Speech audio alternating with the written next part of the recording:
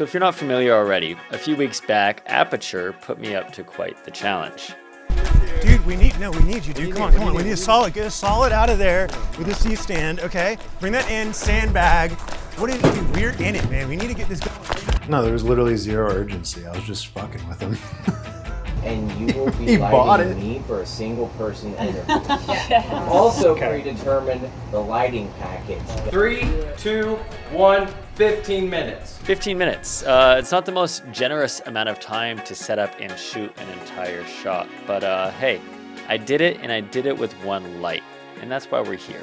I want to talk about that, but I also want to introduce myself, because if you're new, we're now friends. Deal with it. It's the way it is. I'm Brady. I'll be your host for this video and the duration of the videos you watch on my channel. Now listen, I lit this all with one light, yes, and I didn't do it because I ran out of time. There was reasoning behind it, and I think that before you're getting into this, you're like, nobody's gonna ever challenge me to do this in 15 minutes.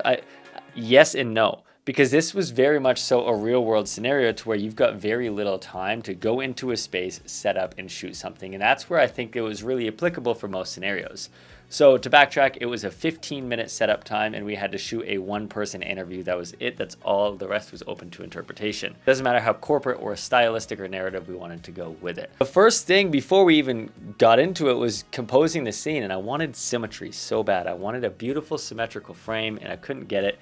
So I took Tony and I set him on this couch, and I went for like a side profile. Now my motivation of that was to really almost make it feel like this interview was a very intimate moment. Just like you and I are sitting here mid-afternoon on the couch, and he's just confessing whatever is going on and just letting it all out. That's the feeling that I wanted to go after with that. So with that said, let's get into the meat and potatoes of it all. The camera that we had was probably the nicest camera you can get, which is irrelevant, but also relevant, but I'll just say it right here. It was the Alexa 35. It's a beautiful camera. No, I don't own it. They rented it. You don't need an Alexa to make the shot look good. I'm not saying that. I'm just saying that's the camera we were using if you were curious. And then they gave us two different lights to use. We had an Aputure 600C Mark II and some Aputure Infinity bars, like the tube lights as well, to work with. That's all that they gave us to work with. So immediately when I go into a situation like this, I'm gonna ask myself, like, what do I have in the environment that I can actually work with and can help me out? And immediately when I went into this room, I saw that there's daylight coming through, like beautiful natural shafts of daylight coming through, and I was like, bam, there's my motivation of light. That's what I want it to feel like, is lighting this entire scene. That's kind of what I'll do, is find motivation for my light before I actually light the scene. So I was like, all right, the sun's coming in. That's decorating the background. All I've got to worry about is lighting Tony. So when it gets down to actually like placing our key light and lighting Tony, I asked myself, I was like, I want this to be this intimate moment, like we're just hanging out in the afternoon. So I wanted the sun to feel like it's coming in from the background and just bouncing around the house and just gently lighting Tony's face. I didn't want it to feel saucy or like there's a big softbox in his face.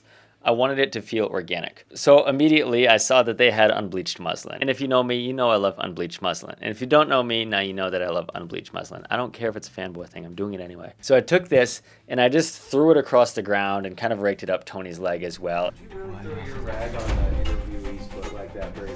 No, but you know, we're close. And I just took this 600C and I bounced it straight into that.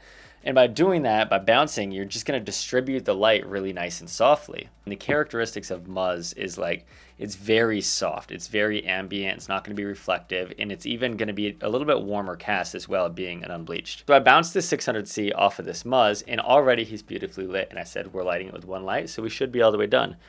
But we're not. There's a lot more to it, and I want to walk you through the steps of what was going through my head in the moment. So I started to think, I was like, well, what if I added kind of like a two-toning setup, like a little split tone, because like I wanted the cool ambience and then this warm sun on him. So I took one of the Infinity bars and I was like, just hand holding it, I think it was like really cool, like a cool blue 6500 Kelvin. And I was just waving it around, trying to find where I want this light to come from.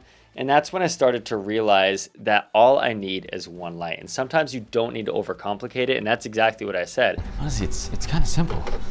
You can't overthink these kind of things. But I've got a secret for you. That's not the secret of one light. It's also the secret of the sponsor. It's not that much of a secret, but it was a good segue. Artlist. Artlist is the sponsor of this video. Now, you guys know all about Artlist. It's sound, they've got music, they've got footage, they've got everything that you need in a one-stop shop. But I'm not going to share that with you today. What I want to share with you is Artlist's new AI voiceover feature. Now, if you're not familiar with it, It's pretty much where you type your script into Artlist and then you go through the selection of voice options. And immediately within seconds using AI, it'll ship you out a whole MP3 file to use for your projects. And in the slider up top, they even give you the option to customize the voice, so it's a little bit more unique every time. At first I was like, I hate AI and it's stealing people's jobs and I just don't really stand for that. But then I started to think of it as a tool of how this could actually work out. And immediately what I thought of is, you know, when you're in the editing stage and you're sending out like a voice memo to your client of like, this is what the voiceover is gonna sound like, even though it's not me, we're gonna get a voice actor. Now you can just skip this stage and put your script into Artlist and just gives you like a placeholder script. And then with this placeholder voiceover, it gives your client a lot more of a visual of what this is gonna look like and sound like for this project that they're spending a lot of money for. Or another way to use it is as a pre-production treatment plan. Say you're going through the treatment and you're like, I know what this is gonna sound like. Let me just have this as a backing audio or something that's in your pitch deck to send off to a client. Artlist really has become such a great resource for all your filmmaking needs. So you can try Artlist AI voiceover today. I'm gonna leave a link down here, but I wanna keep talking about why I lit this with one light. So where Tony was sitting, he was pressed up against this white wall. There was a lot of white walls around and it was a very, very small space. So I started to realize very quickly that wherever I pointed this infinity bar, it was already spilling on our scene. And I want it to be known that with cinematography, our goal is pretty often to get a nice, pleasing amount of contrast. And contrast means bright and dark, right? So by bringing in these infinity bars and filling in more shadows, you're starting to lose this nice amount of depth and contrast. And I was like, okay, abort mission, let's get rid of this and let's stick with the one light and let's just go to what matters, and that's shaping your light rather than just adding more light. I started to just shape it more. I saw that it was really bright on the background immediately behind him, and I was like, okay, I just want to shape and control exactly where this key light is going. So they had a little cutter, like a 2x3 cutter, and you can use anything, like anything black and hard, fabric, whatever, just to block out the light. It doesn't need to be a formal cutter. A backpack, a case, a pizza box that's spray painted black, I don't care. But I used that and I just brought it in and I was watching the back wall to see when that light was not spilling on the wall and it was really just spilling on Tony. So that was the first thing I did, and it already added a lot more contrast and focus on Tony's face. But then additionally on top of that, I took negative fill as well, and this was just a black solid. Again, you can use a black bed sheet, t-shirt, sweatshirt, whatever you've got. And I just stuck this right, you know, as close to the camera as I could get on the other side, just to keep light from bouncing off the wall and back onto Tony. So that's what negative fill is great for, is light bounces everywhere naturally, especially off of white walls. So if it's bouncing in the room and off the walls and filling in his near side, you're losing that beautiful contrast that we're going for. And what I really, because I genuinely am proud of this shot, and I'm proud of it for many reasons, for being quick, for being simplified and not overcomplicating it, and just for how beautiful I think it really looks. And one of my favorite parts about it is how you still get this kind of split two-tone characteristic of light on his face. You see that you've got this soft, warm wrap of light, and then you've got these kind of cooler edges like reflecting off of his forehead, off of his nose, his cheek. So you've got this color contrast that looks really nicely, as if there's really organic light just coming in the house and bouncing everywhere.